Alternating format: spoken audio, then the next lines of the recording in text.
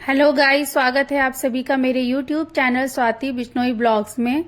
तो ये है शाम का यानी कि डिनर टाइम और मैंने बना रही हूँ यहाँ पर चावल की खीर।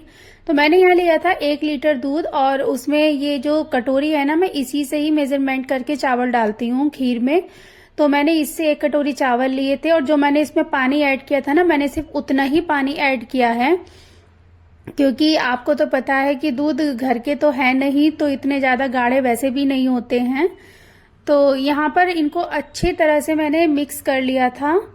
और खीर ना ऐसी चीज होती है जो मोस्टली सभी के घर में पसंद की जाती है और ये एक ऐसी स्वीट है जो आप कभी भी किसी भी टाइम बना सकते हो। इसके लिए किसी ओकेजन का होना या फेस्टिवल का होना जरूरी नहीं होता। तो यहाँ पर मैंने किशमिश भी डाल दी थी क्योंकि इतने ये खीर पकेगी ना तो इतने किशमिश भी फूल जाएंगी और वो फिर खाने में अच्छी लगती हैं।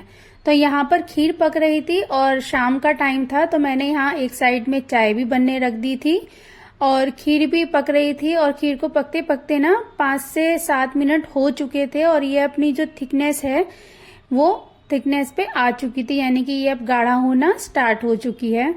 तो ये देखिए, जैसे कि आप देख सकते हैं चावल फूलने शुरू हो गए थे। और इस खीर को आप जितना ज्यादा पकाएंगे ना, इसका जो टेस्ट है वो तभी आता है जब ये ज्यादा पक जाती है, क्योंकि इसका ना एक रबड़ी वाला टेस्ट आने लगता है। अब मैंने यहाँ पे लिया था उसी कटोरी से 1 कटोरी चीनी। अगर आपके घर पे मीठा ज्यादा खाया जाता है तो आप चीनी की मात्रा बढ़ा सकते हो, पर मैं जिस कटोरी से चावल लेती हूँ ना, उसी कटोरी से मैंने यहाँ पर चीनी लिया था।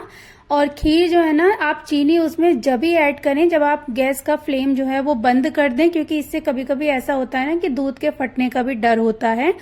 तो आप गैस का फ्लेम ऑफ करके तब उसमें चीनी ऐड करें। अब मैंने इसमें डाले हैं थोड़े से ड्राई फ्रूट्स और डाला है मैंने इलायची पाउडर। और अब मैं इसको चला करके थोड़ी देर रख देती हूँ ताकि ये जो है ना थोड़ी और ज्यादा थिक हो जाए, और उसके बाद मैं इसको रखूंगी फ्रिज में, क्योंकि हमारे घर पे ठंडी खीर खाई जाती है और ये बहुत टेस्टी लगती है। आप भी जरूर से ट्राई करना। तो आप देख सकते हो कि खीर का कलर वगैरह सब बहुत अच्छा आया है।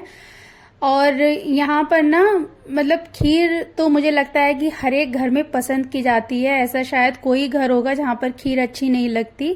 आप यहाँ पर चाहें तो केसर वगैरह भी दूध में डाल सकते हैं, तो उससे थोड़ा कलर भी चेंज हो जाता है, वो और भी अच्छा लगता है। पर मेरे पास ऐसा था भी नहीं और मुझे ना मतलब सिंपल चीजें बनाना ज्यादा अच्छा लगता है। तो ये देखिए, यहाँ पर हो गई थी खीर बन करके तैयार। अब मैं कर रही हूँ डिनर की तैयारी।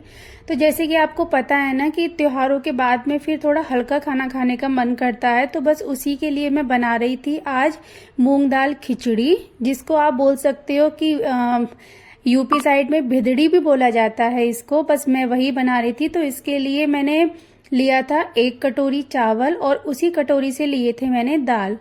तो आप ये जो गोली देख रहे हो ना, ये हम अपने दाल और चावलों में सभी में डालकर रखते हैं, क्योंकि ये गोली डालने से दाल और चावल जो हैं वो खराब नहीं होते और जो उनमें वो छोटे छोटे कीड़े से हो जाते हैं ना, सुरसली वगैरह, और ये कीड़े जो होते हैं वो नहीं होते। तो हम दाल में चावल में ये गोलियां डालकर रख लेते हैं और जब हमें बनानी होती है तो हम इसको इस तरह से सारी गोलियां निकाल के वापिस से उसी डिब्बे में डाल देंगे। तो यहाँ पर मैंने दाल और चावल में से जितनी गोलियां थी वो सब निकाल के रख दी और वापस उसी डिब्बे में डाल दी थी। मैं यहाँ पर कर रही हूँ इनको साफ, यानी कि वैसे तो ये साफ होती हैं क्योंकि गोली डालने की वजह से इनमें कुछ होता नहीं है, लेकिन फिर भी एक बार साफ कर लेते हैं तो अच्छा रहता है। और यहाँ पे मैं इनको साफ करने के बाद अब अच्छी तरह से इनको वॉश कर लूंगी। तो अब जैसे आपको पता था ना कि गणेश चतुर्थी थी, तो रोज भोग लगाने में बहुत ज्यादा ऑयली ऑयली खाना हो रहा था। तो अब ना कुछ हल्का फुल्का सा खाने का मन कर रहा था, मन नहीं कर रहा था कुछ हैवी सा खाने का। तो मैंने इसलिए सोचा कि ये जो है ये बेस्ट ऑप्शन है। हल्का खाना भी होता है, जल्दी भी बन जाता है और बहुत ज्यादा टेस्टी भी लगता है। तो मैंने यहाँ पे दाल चावल को कर लिया था अब अच्छी तरीके से वॉश। अब मैं इनको एक बड़े से कुकर में ट्रांसफर कर लूंगी और मैंने यहाँ पे इसमें हल्दी और नमक और आधा चम्मच मिर्ची डाल करके, और हाँ, आधा चम्मच मैं इसमें डालूंगी सरसों का तेल, क्योंकि इसमें जो पानी की क्वांटिटी है वो थोड़ी ज़्यादा रखनी पड़ती है। और अब मैं इसको रख देती हूँ उबलने के लिए।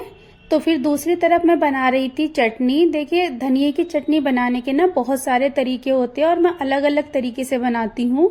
तो आज मैं यहाँ पर खटास के लिए डाल रही हूँ दही। आप चाहें तो नींबू भी डाल सकते हैं, अगर आम का अचार होता है तो वो भी डाल सकते हैं, उससे भी बहुत अच्छा टेस्ट आता है।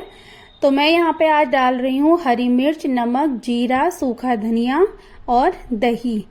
तो यहाँ पर हो गई थी चटनी तैयार। और यहाँ अब मैं बना रही हूँ छाछ, यानी कि छाछ में लगाने के लिए छौंका तैयार कर रही थी।